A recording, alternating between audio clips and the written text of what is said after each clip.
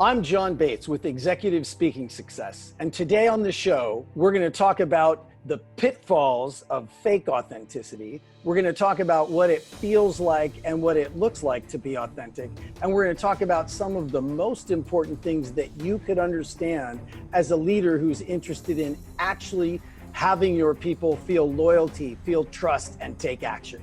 Congratulations! You are tuned into Dov Baron's Leadership and Loyalty Show, the #1 podcast for Fortune 500 executives and those who are dedicated to creating a quantum leap in leadership. Your host, Dov Baron, is the founder of FullMontyLeadership.com.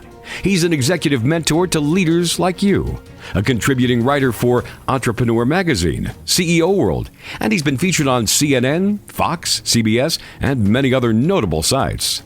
Dov Baron is an international business speaker who was named by Inc. magazine as one of the top 100 leadership speakers to hire. Now, over to Dov Baron. Welcome, dear friends, fans, and fellow aficionados of leadership excellence. Thank you for joining us on this episode of Dov Baron's Leadership and Loyalty Tips for Executives, part of the Full Monty interview series. I'm your host, founder of Full Monty Leadership.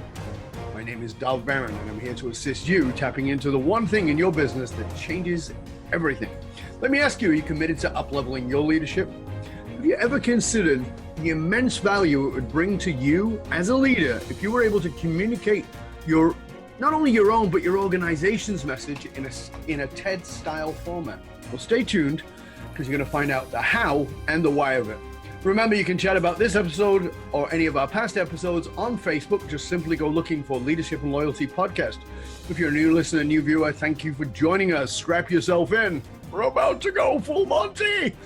As always, you can find us on Apple Podcasts, on Spotify, on iHeartRadio, or wherever it is that you tune into podcasts. And remember, we always need your help in staying relevant. So please get yourself over to those places and rate, review, and subscribe.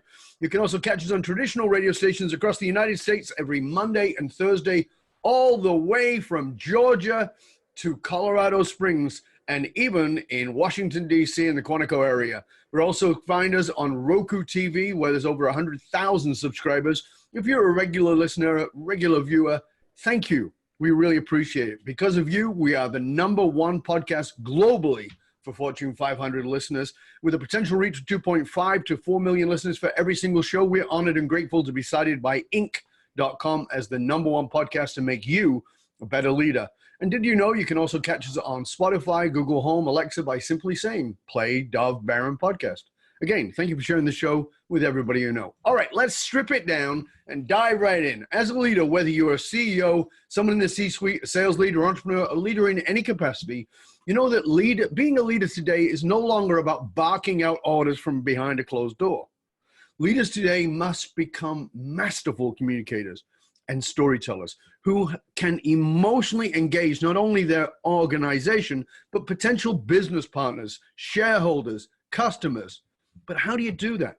Well, stay tuned, because our esteemed guest is a master at showing you exactly how to do just that. John Bates. John Bates's why is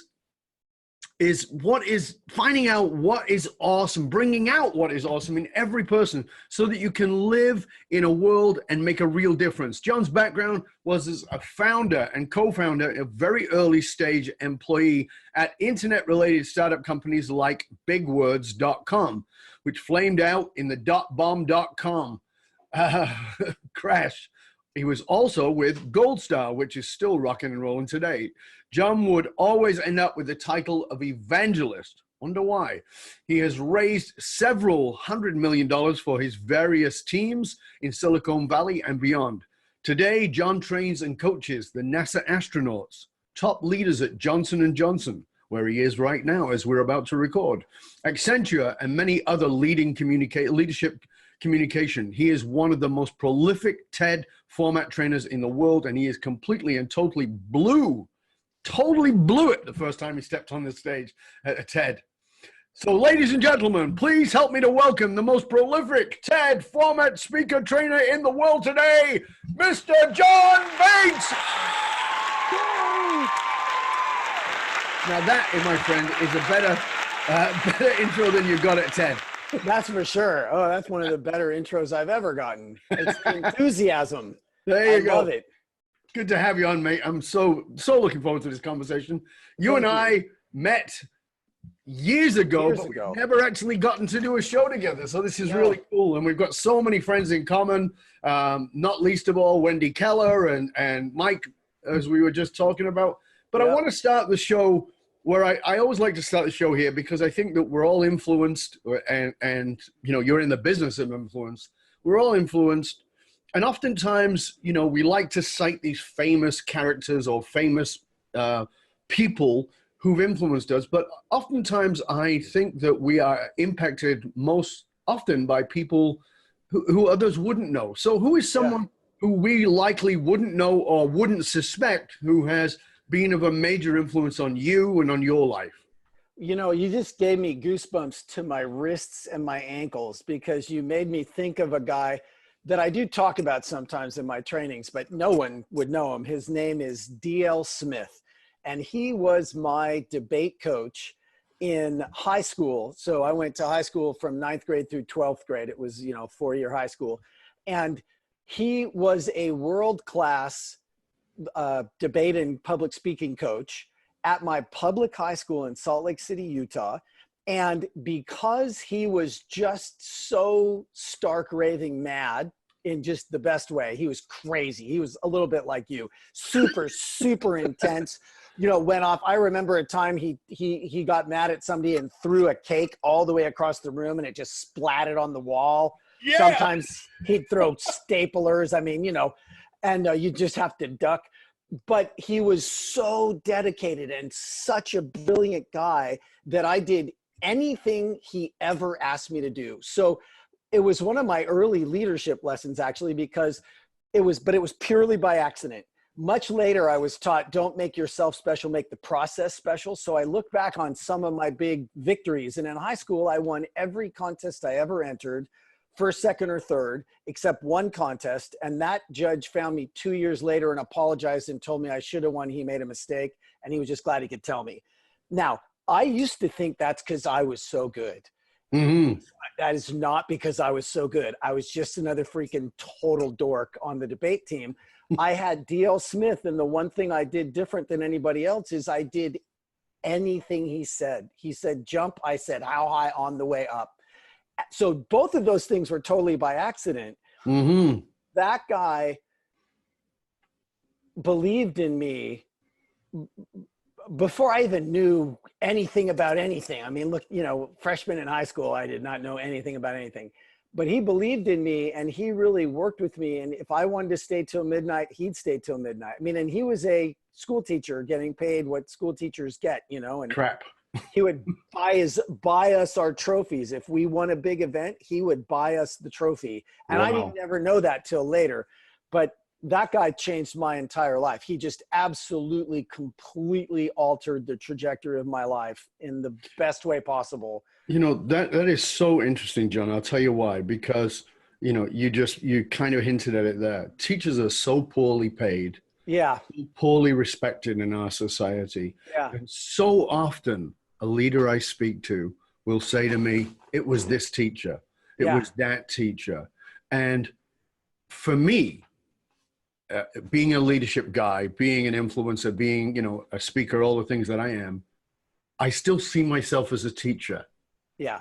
You know, and it's fascinating to me because when I hear, like, you know, here's this teacher working for crap paying it out of his own pocket, stay until midnight if you need it, believing in you before you can believe in yourself. And I think that great leaders and great teachers see in you what you can't see in yourself and lift you up. I know you do this in your trainings, is that you can see something in somebody they can't see in themselves. And I always say, as a leader, it is your job to hold the dream for the other person until they can carry it themselves. That is a great way to say it. That's a great way to say it.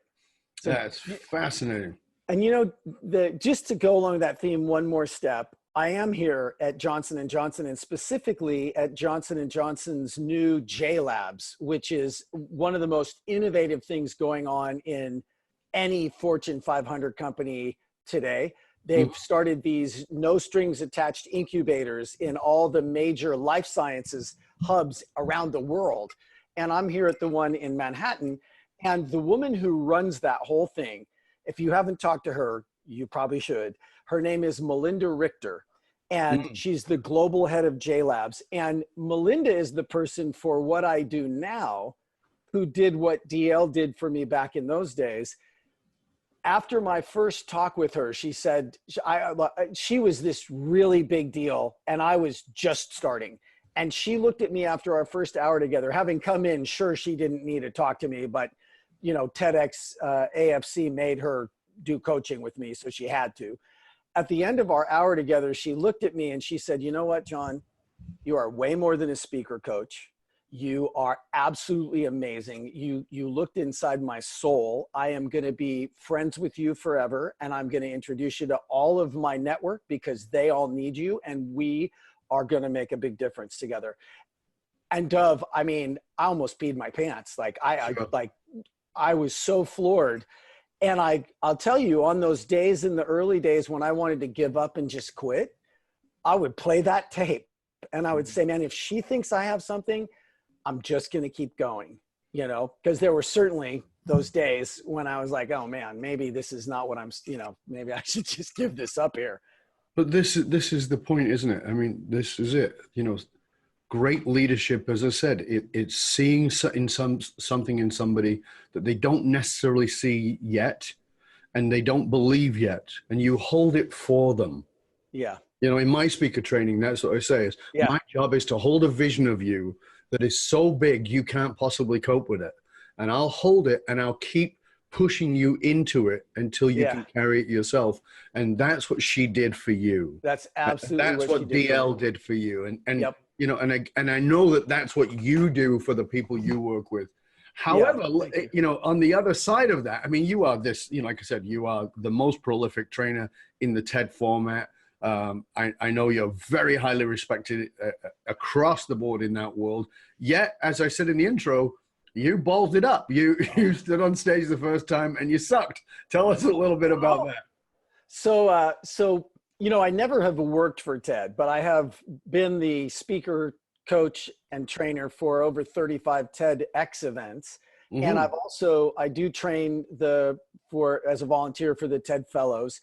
And where I get all this experience is from large corporations, because now every leader gets asked to do a TED-like talk. So they bring me in for that. And then, so I got on stage at TED for the first time, and I think it was 2010. And Dove, I made every mistake in the book, And it's probably why I'm pretty good now, because I just ran into that wall. Check them off. Exactly. Oh, I did this. That's what you shouldn't do. Yeah, totally did that. Yeah, like you in your podcast, right? I think you said somewhere in your literature that you learned all the hard way. Absolutely. So, you know, and I'll maybe highlight a few of those. Number one, and the absolute worst one, not just for TED, but kind of anywhere, but especially for TED, is I went in and I did it for me. Mm-hmm. I did not go in.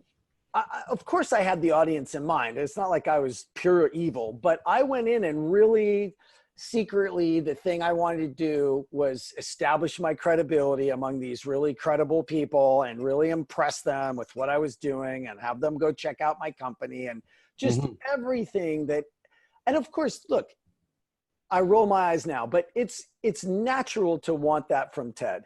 And I will tell you what, if that is why you do a TED or a TEDx talk, you will fail so miserably that you will not even want to crawl out of your hole, you know, like I did. Right.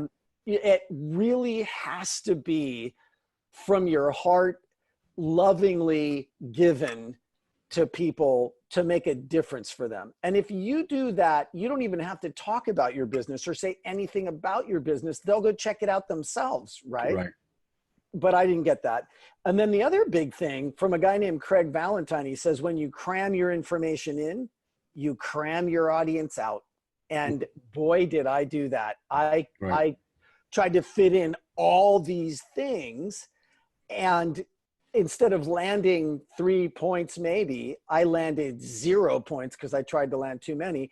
And one of the things that is a fundamental piece of coaching from the TED side is even if you're giving an 18-minute TED Talk on the main stage, what is your one idea worth spreading?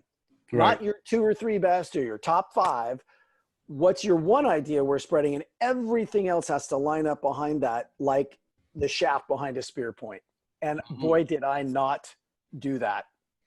Yeah, I remember you and I talking a long time ago about that you and I both, I mean, and I've been speaking for 35 years, and you and I, you know, it's still to this day, it's like, okay, I'm going to outline what I'm going to speak about, then I'm going to half it, and then I'm going to half it again, and then I'm going to half it again. Yeah. You know, I've got 472 points to get across in 10 minutes. Yeah.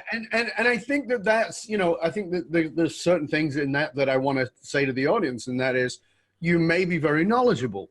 You want to share that. You may, as you just said, unconsciously at least want to impress, right? And that's natural and it's normal and that's okay. We've all got an ego. And then on top of that, you may genuinely want to make a difference, and you feel like you've got to share so much.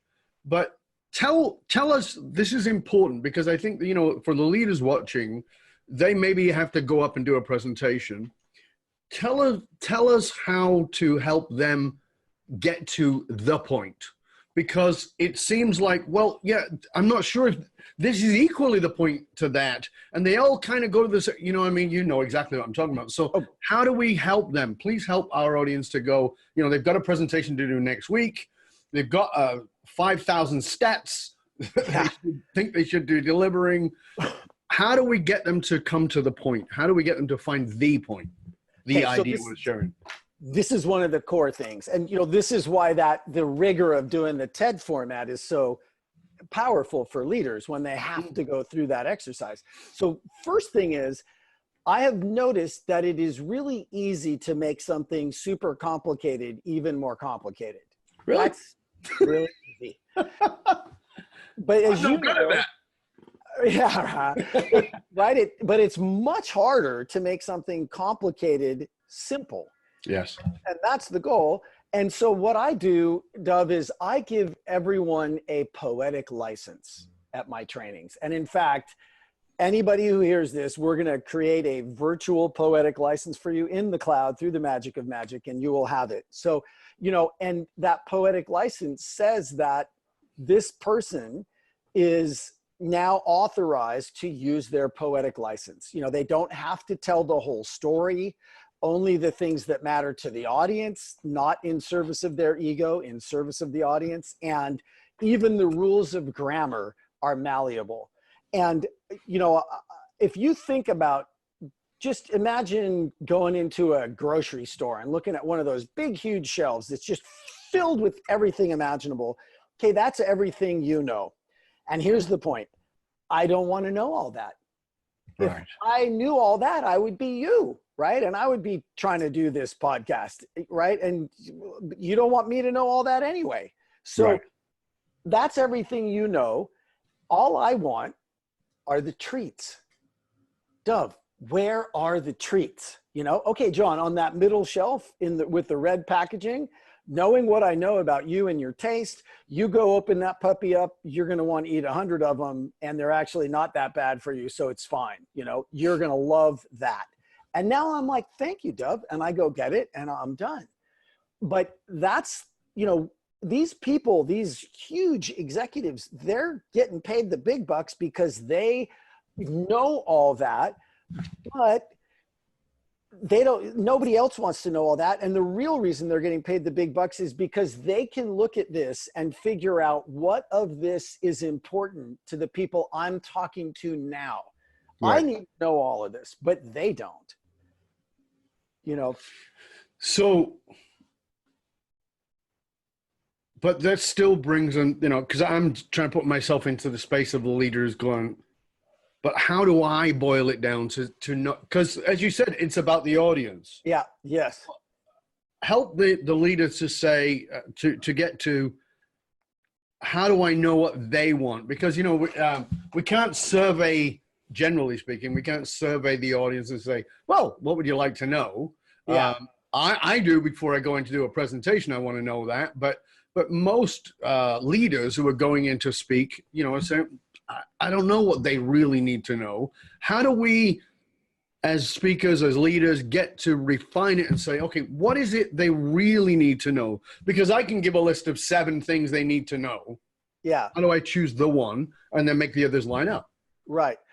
So, you know, there's a few things. And I think that, first of all, if you're really going into a TED format talk, then I think the question becomes, given who this audience is this a customer audience? Is this your team? You know, whatever it is. But if you've been asked to do something in that kind of TED format, think about this particular group of people, everything you know about them, employ all of your mirror neurons and your ability to put yourself in their shoes, just pull out all the stops. Right. And then in a real TED format setting, I say, if you knew that this audience would listen for up to 18 minutes and really, really, really listen and get what you had to say, what is the number one thing, the most important thing that you would want them to get? And, you know, when you're doing a real TED talk for TED or TEDx, like, I mean, I work with people for 6 months, and sometimes it's an agonizing first month or two just to get that question answered. Right? Yeah, exactly. But then, you know,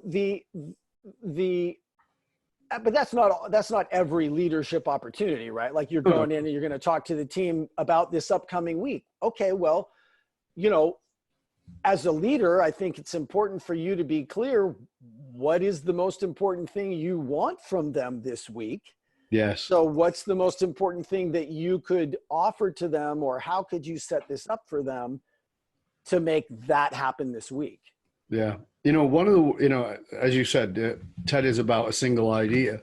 And one of the things that I've used as a discipline for myself, I actually learned from listening to Oprah.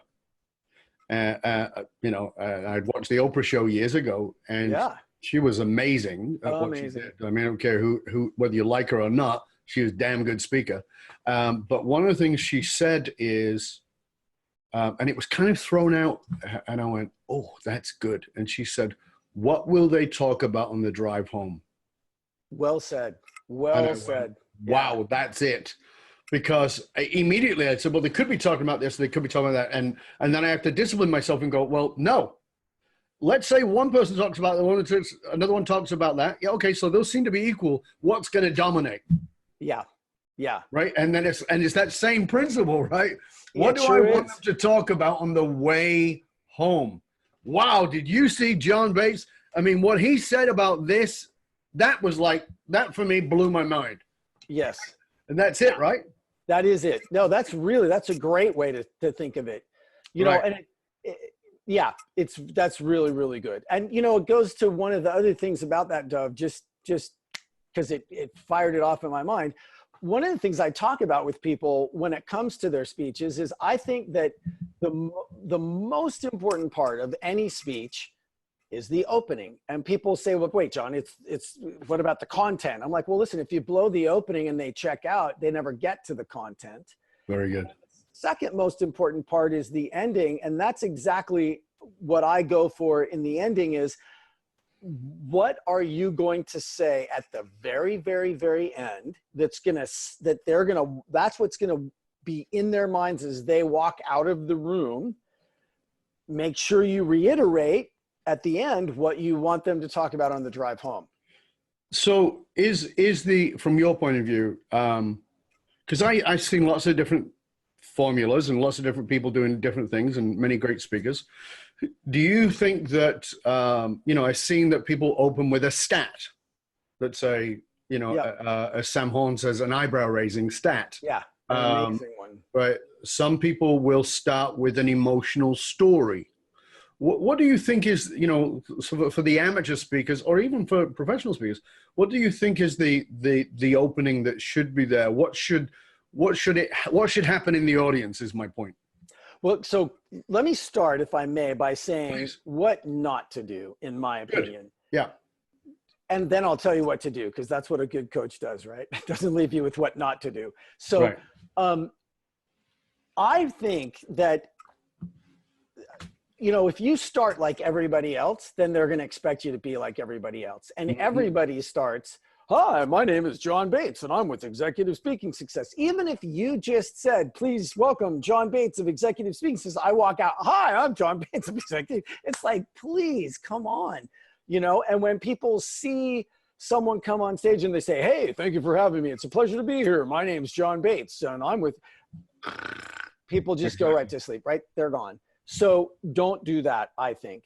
Even if you need to introduce yourself, what I recommend is think about what is going to be that first really interesting, really grabbing, super great thing out of your mouth when you walk up there. Start with that. Why wouldn't you? Why would you start with anything less powerful than that? And then after that little bit of an intro, if you still need to say your name or you really feel like you got to thank them for having you, do it then, because then it'll mean something to them, because you'll have had a little bit of relationship with them already. Right. So I think questions like Simon Sinek starts with those great questions about why Martin Luther King, why the Wright brothers, how did they do that? Why Apple?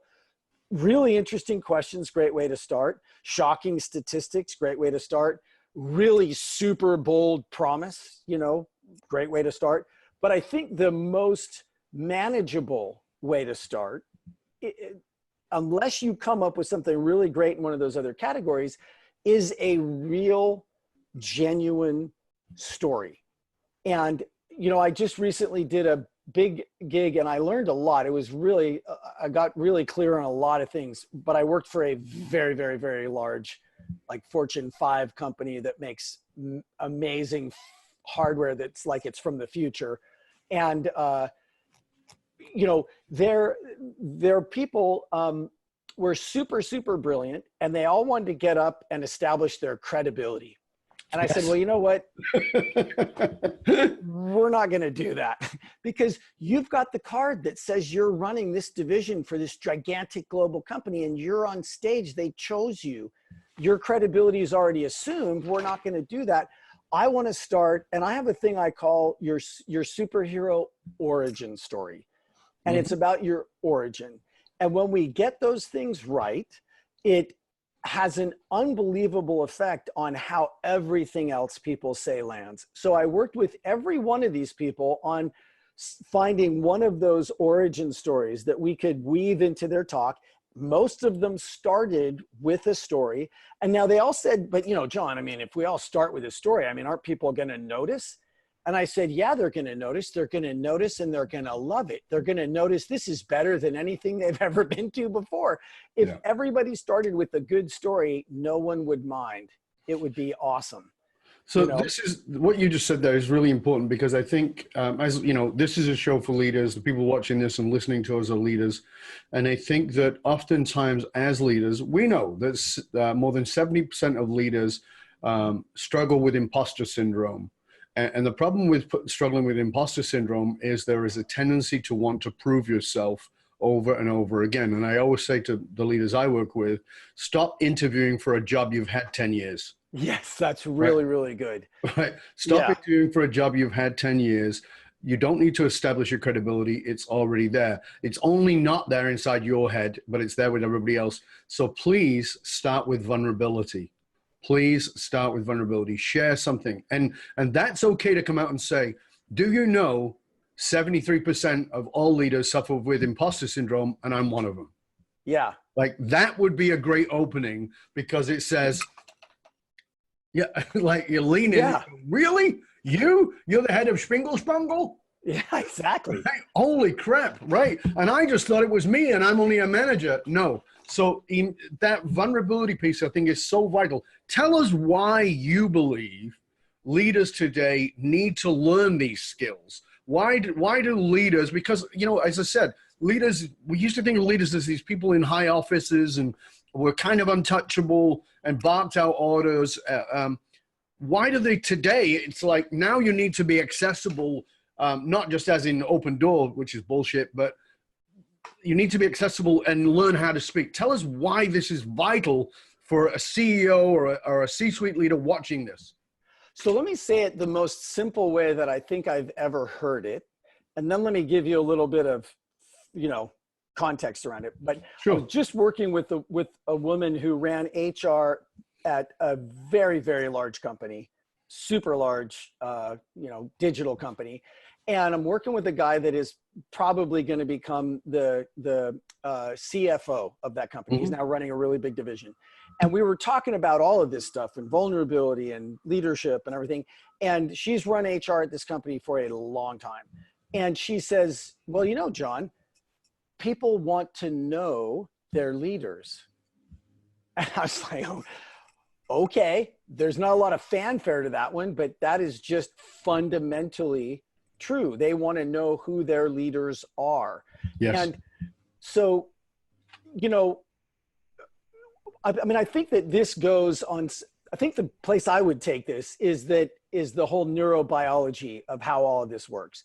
If you look at a cross section of a human brain, you've got the brain stem, and then wrapped around that, the midbrain, and together these make what's called either the emotional brain, the limbic system, or the paleo-mammalian brain. 3 names, same thing. Very, very, very old, been around for a really long time. Its job is to keep us alive. And it doesn't have access to language or logic or reason, but it does have access to reality on a much deeper level than our conscious brain, the new brain, the neocortex wrapped around it, will ever have. So we smell pheromones. That's the ancient brain. We see facial micro expressions. That's the ancient brain. Conscious brain will never notice any of that stuff. Sounds, patterns in things. See it right away, but we don't consciously see it at all. And so the problem is it doesn't have access to language or logic or reason, but it is dialed into reality. So how it talks to us is not through language, but through gut feelings, right? Yes. That's why your mom told you, trust your gut. Good advice.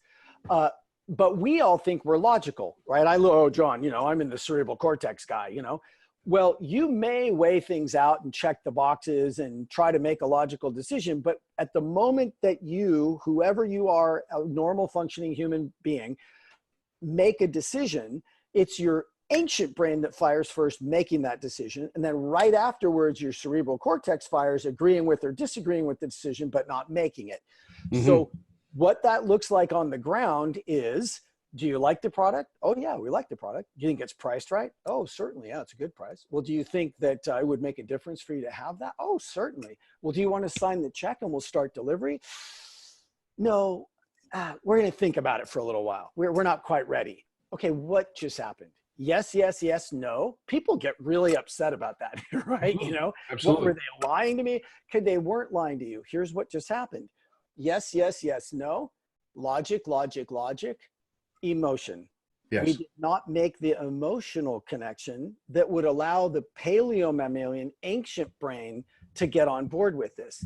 And if you look at the biology of it, the new brain is wrapped around the old brain. The old brain, it goes right into the spinal column. This is how people take action. The logical brain has to get through the ancient brain. And if the ancient brain says no, we got a yes, yes, yes, no, because it has its hands on the steering wheel. Right. That is fundamentally the neurobiology, in my way of seeing things, that makes it so crucial for leaders to be authentic and to make that emotional connection with their employees and to really have people understand the context, the larger meaningful context, the purpose, as you say, of what they're all doing together. Because, that is where you get people to take action from. It's also where you get, that ancient brain, loyalty, love, trust, respect, signing the check, doing the thing you asked them and actually doing it, remembering you. All of that stuff comes from the ancient brain, not the logical brain. So, that's fundamentally a big part. And then the other part is everybody's watching TED Talk stuff. And one of the fundamental TED, you can do a search for TED commandments. They're brilliant. You should use them for any talk you do. The TED commandments. One of them is, don't just get up and brag about what you've done. Tell us about the difficulties along the way. and the places that you fell down. I'm paraphrasing, obviously. Of course. But that is valuable information, because whoever that person is that just told us where they failed abjectly and then what they learned from that, they had to go through that to get that lesson. Right. And now we just get it for free. Yeah. Yeah. I love what you're saying, John. And it's so important for leaders to get because oftentimes, not even in speaking, but in general, a leader believes that logic plus logic plus logic equals emotion, and it's not. It's emotion plus emotion equals logic. It's the other way around. I actually have written a whole massive amount of work on this called emotional logic, and emotional logic is vitally important. And so people go, well, do you like the product? Yes. Do you like the price? Yes. Do you like blah, blah, blah, all the yeses, and then no. And they go, well, why? Because you actually started the wrong way around. You actually have to start with the emotion, which, as you're saying, is so important to connect with the person. And it's obvious because we've all had that experience of, listen, I got to tell you, we're back together. Why are you back together? You said this about the relationship. You said that about the relationship. You said this about it. Yeah, I know. Right? All your 50 logical reasons for why this was a shit show, a disaster, are out of the window.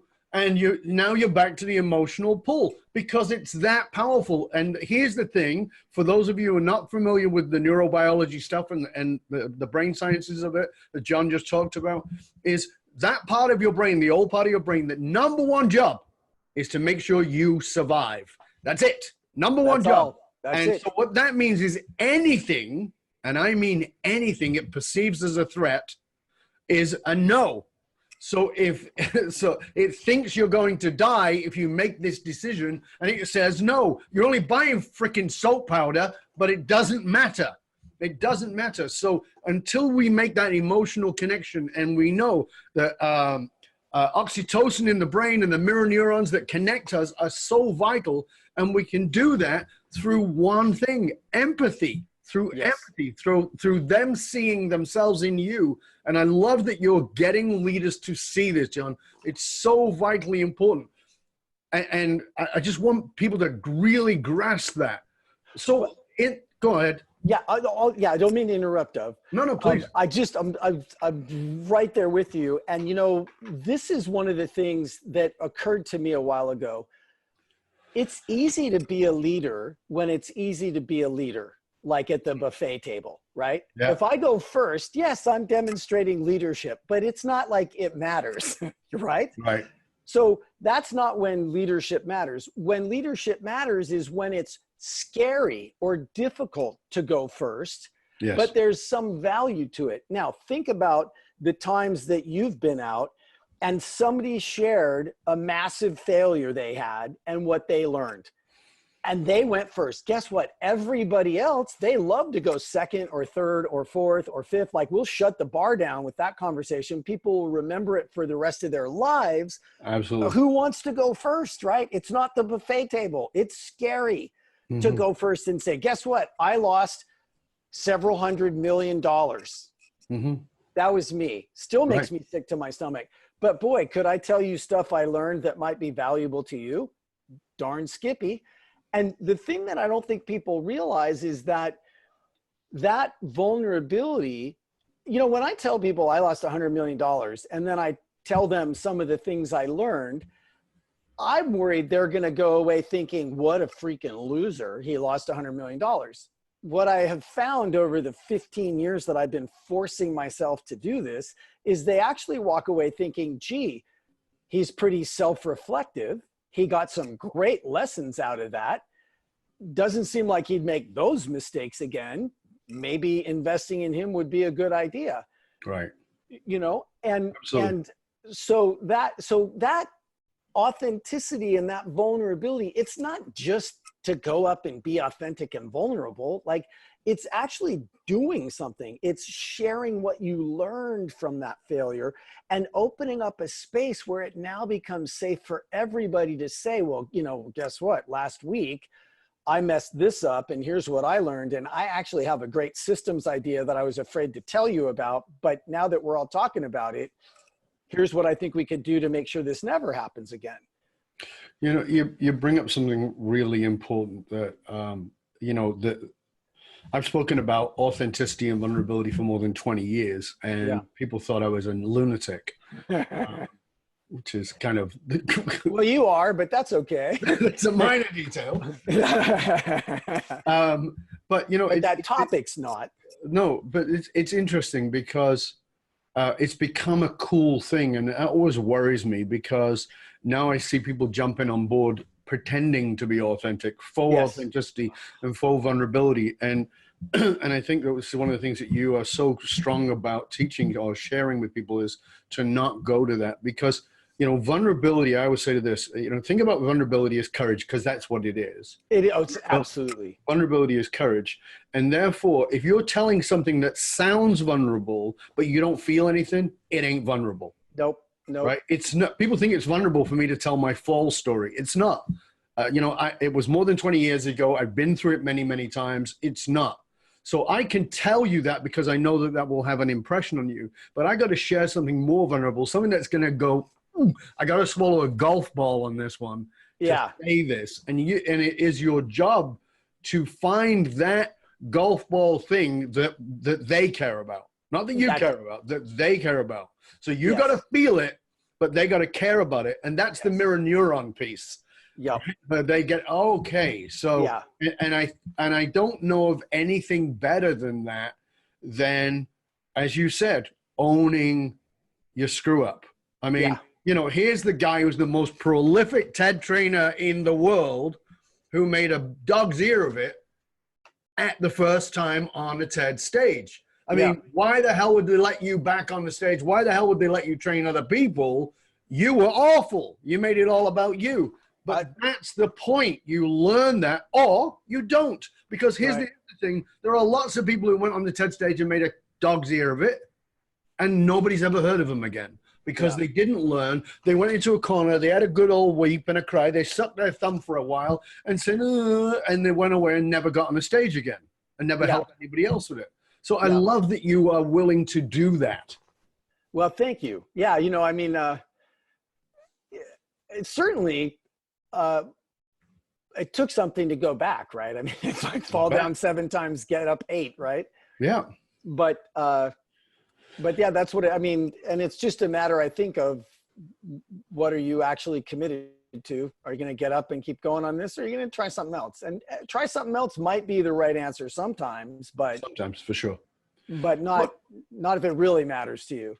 What would you say is the most common misunderstanding about what it is you're doing? Because you're working with leaders, you're teaching them TED style speaking, you've pointed out the virtues of that and the value of that and the importance of it and why we are now out in the public and we've got to be that and we've got to be able to transform our message. But what do you think is the greatest misunderstanding about what it is you do as a TED style trainer when it comes to executives?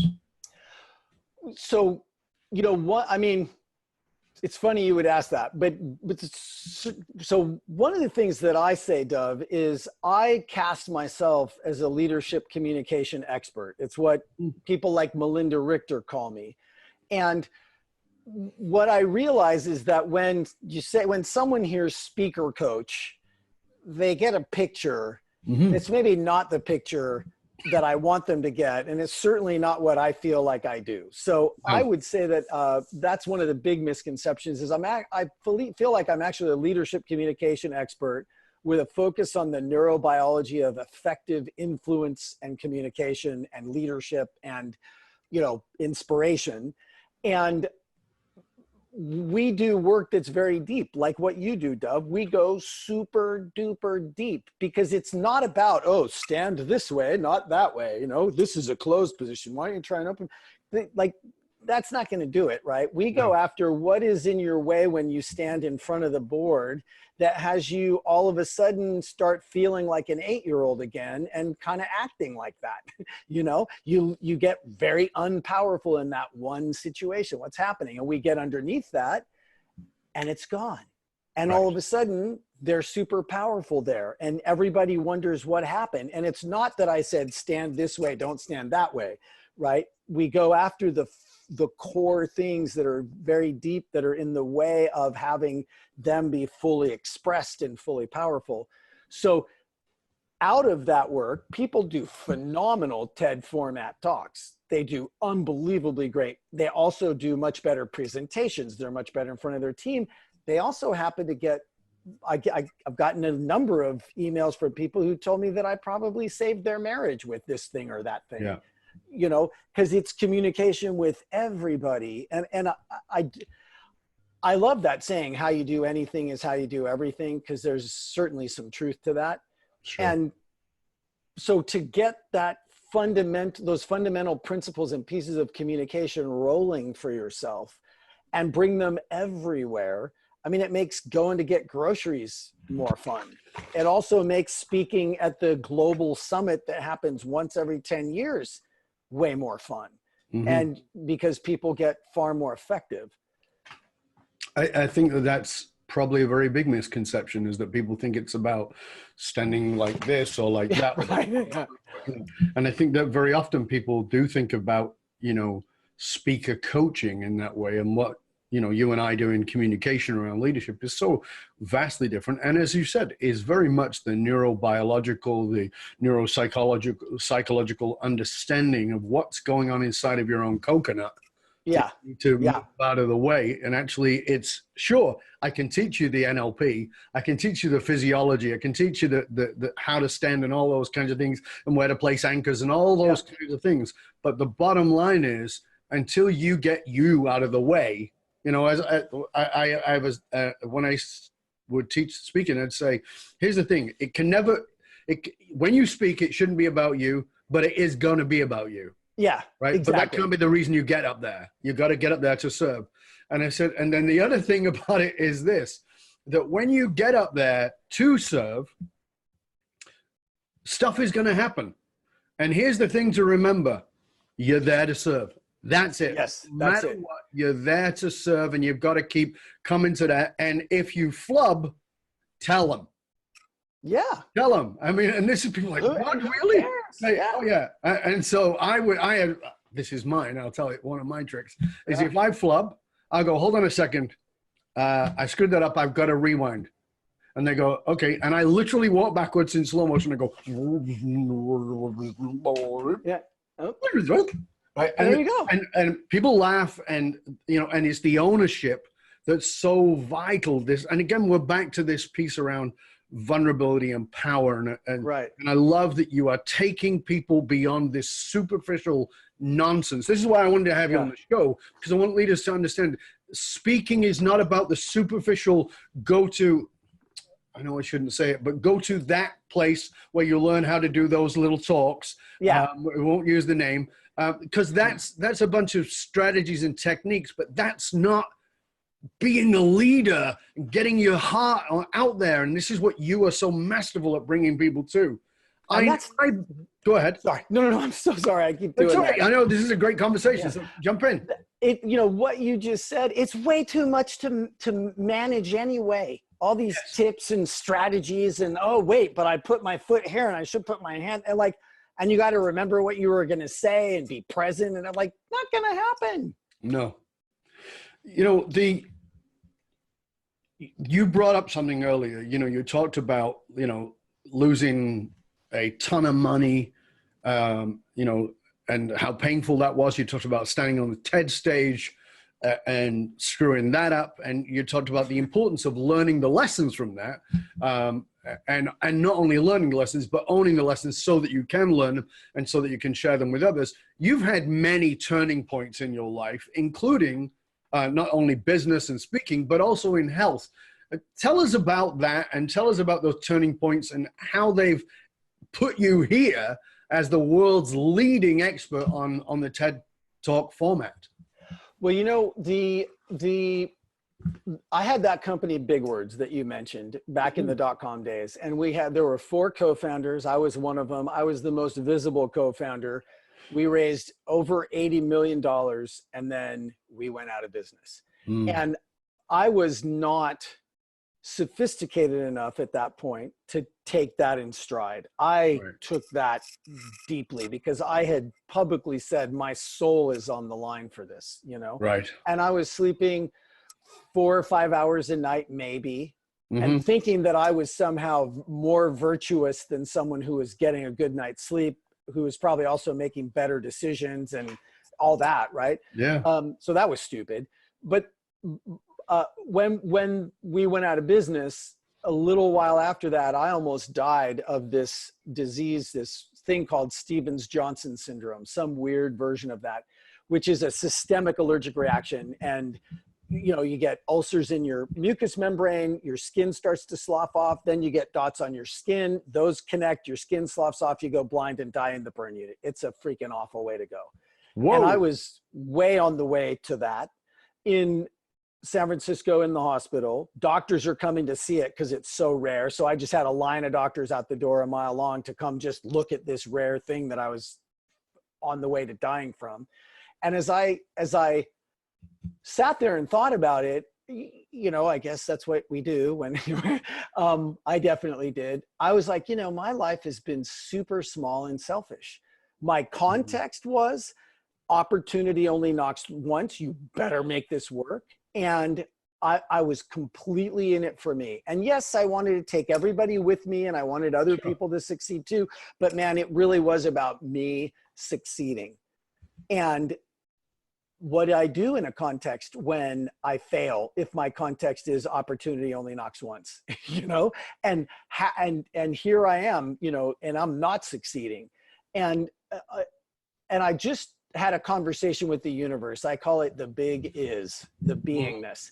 And I said, you know, if I walk out this door, if you let me walk out this door, I'd really love to walk out this door. If you let me walk out this door, I'm going to change my context. My context is going to be, I'm here to make a difference. And I don't care what you end up sending me to do. I will do it as well as I can. And I will make sure that everywhere I go, I am making a difference. And that is it. And I got to walk out and I got to, you know, it was a long recovery. It was a difficult recovery. It was scary. It was hard. But here I am now, you know, and one big thing I'd say, autoimmune diseases are about your body attacking itself. I figured that starts here.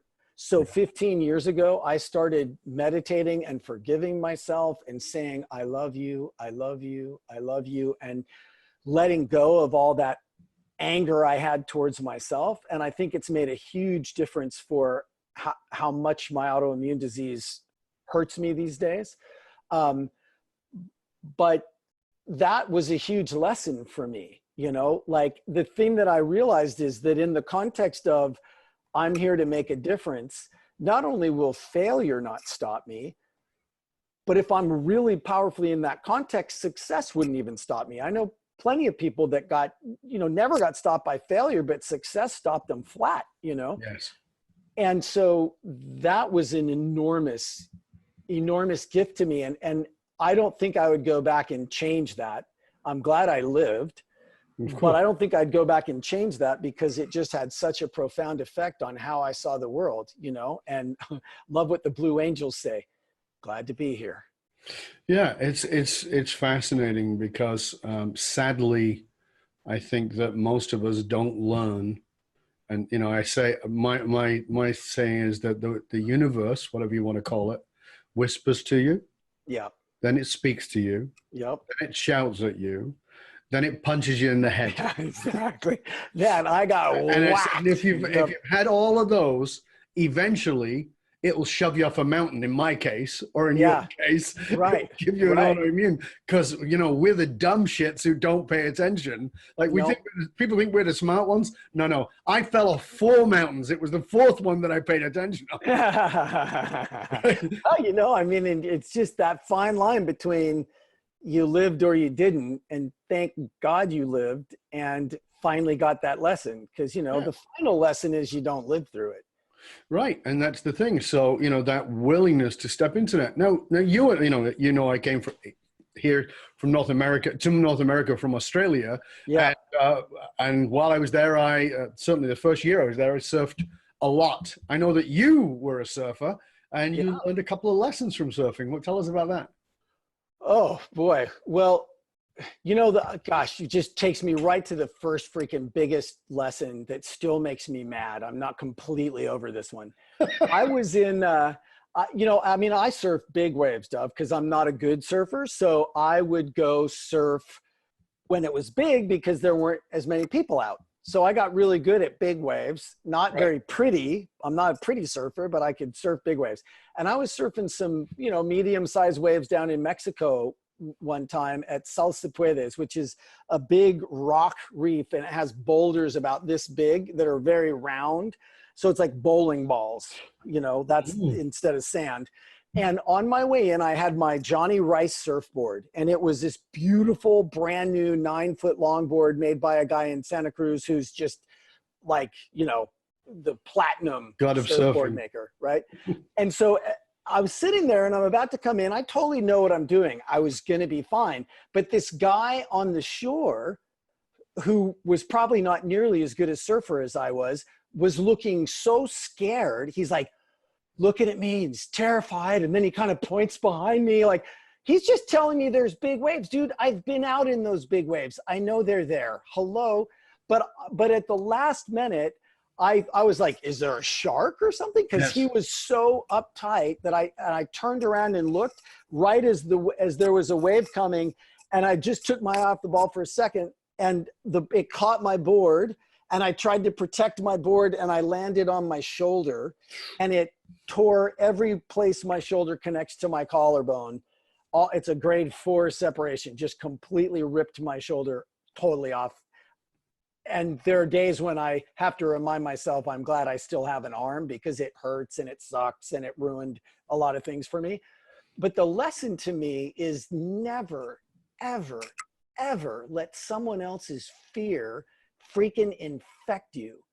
And that is a lesson I am still bitter about, but it's a good lesson, It's a powerful lesson. As you know, I make a lot of commentary about leadership and political leadership too. And I go to places that I'm not supposed to go to, and so often I see it. And by the way, let me be clear. I see this on both sides of the aisle. I'm with you. I got something for you too, by the way. Right? People being driven by other people's fear, rather than taking things as, okay, let me look at this as it is right now. And the context is different. And this is what I say all the time to people with having breasts, and you illustrated it beautifully. There's the context of being in the water for the first time. There's the context of being on the beach, looking at somebody in that water. There's the context of being in that water, having surfed out big waves many times. 3 completely different contexts. And each one of them is going to judge the situation differently. And if you transfer your context to somebody else's, that's good, because you can learn. Yes. You should learn from other people. Yes. But if you know the terrain, as Bandler said, the map and the terrain are different, right? And the person on the beach looking at that water is looking at a map. You are in the terrain. And it's so easy for us to get sucked into other people's fear and to go down a road that is not our own, and abandon our dreams because of somebody else's fear. So that was a great illustration of that. Yeah. And that's exactly it. That's exactly it. If you think you probably know better than they do, if you really feel that in your gut and it's true for you, you probably do. Like, don't freaking listen to them. I wish I would have never even looked at that guy, so. But isn't that the case for all of us? We're all doing this this is my point here, is it's social media or media. We're always looking, and this is, one of my quotes is, we trade authenticity for approval, and we're checking out with everybody else. We're always saying, well, what do you think? Well, what do you think? Yeah. And that's valuable. You should be finding out from other experts, but don't listen to dimwits. You're Don't right. go down into the homeless area and ask people for investing advice. Right.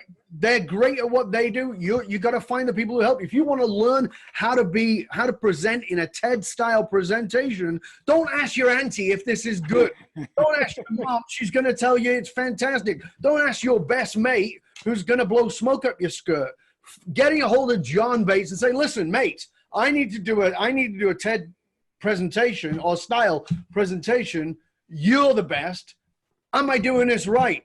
Because you and I have had that talk about, even me, and I've been speaking 30 odd years, right? You've got to go to somebody who knows better than you, but you've also got to know what's true. And I know that, because you and I had this conversation, that when you're working with somebody, a leader, and you're helping them to speak, you're going to be always guiding that path, but you're always asking them to gut check. Yeah. Right? You're always absolutely, asking, absolutely. is this true? Are we manufacturing this? And you get them to do that. And it's this wonderful synergy between your expertise and their authenticity. Yes. Makes you into an amazing coach and makes them into a spectacular speaker. Exactly. Dov, you'll probably like this. You maybe even heard it before. I heard it from Les Brown. It's hard to see the picture when you're in the frame. Exactly.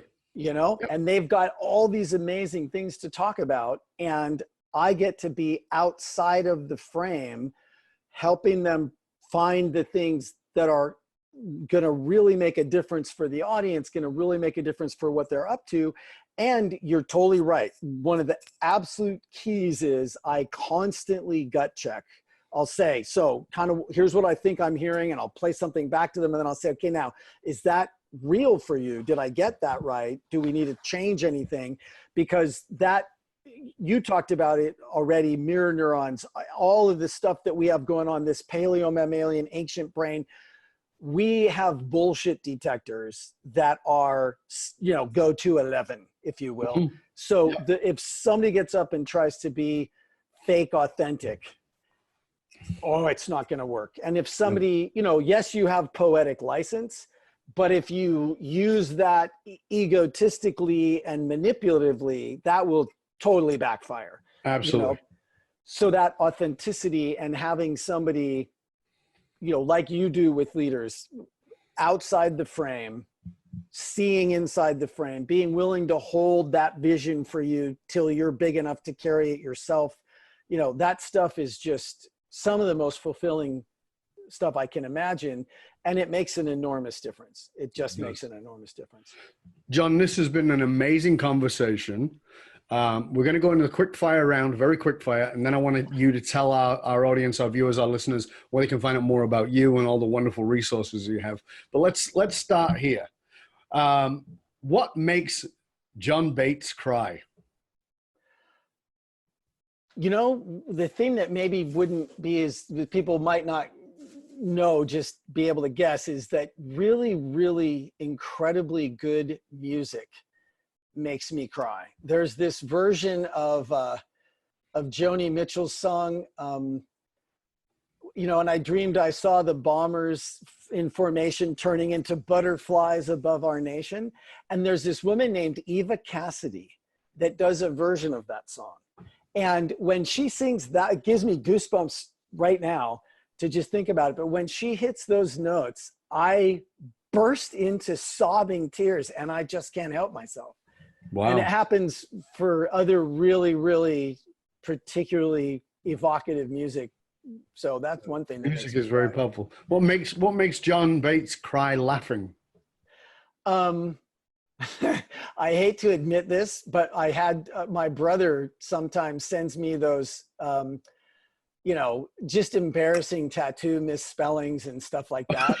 and I like, and I don't like it if people are actually hurt. Then it's not funny to me at all. Oh. But when it's not hurt, but it's just like, Yeah, exactly. So that does sometimes make me cry laughing. Yeah, I'm definitely with you on that one. In a parallel universe, what's your career? Oh gosh, if I could just call it out and have whatever I want, I'd probably be a Bono analog. I'd be like a rock star making a difference. Very cool. Very cool. You are a muso though, right? Yeah, I sang in a band for a long time. I ran away and slept in my car in LA for, months and everything. So we just never made it. So in a parallel universe, we made it and I didn't kill myself and I wasn't a jerk and I turned into a cool person.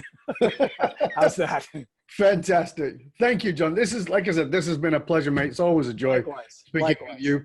Please tell our viewers and listeners where they can find out more about you and all your wonderful resources. Probably the best place, it's long to type once, it's executivespeakingsuccess.com. So executivespeakingsuccess.com. On Instagram, I'm John K. Bates. On Twitter, I'm John Bates.